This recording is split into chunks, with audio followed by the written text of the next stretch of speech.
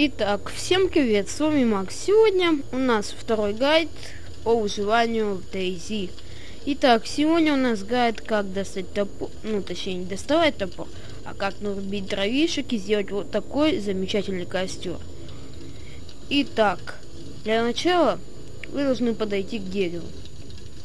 Да, достать топор и подойти к дереву. Нажимаем инвентарь, нажимаем правой кнопкой, кликаем правой кнопкой мыши по топору, нажимаем нарубить дров.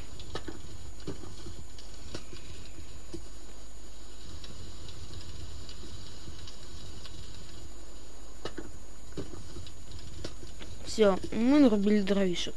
Можете и больше. Берем дровишки. Конечно, нужно еще коробок спичек.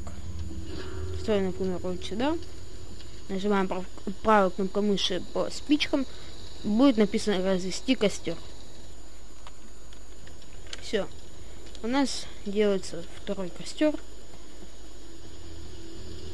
Ищем. Вот он. Нажимаем, точнее, колесиком проматываем и нажимаем «Зажечь огонь». И все. Теперь вы можете найти животное, убить и пожарить тут мясо. Это очень хорошо, что сделалось так. Также вы можете присесть, согреться. Вот. Напомню, клавиши вы должны сами настроить. У меня настроено на E. Вот так сесть и посидеть.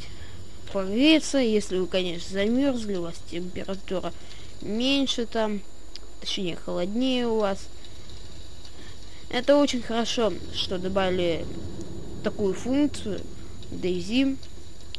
Итак, с вами был Макс. Подписывайтесь на канал, играйте со мной хоть когда.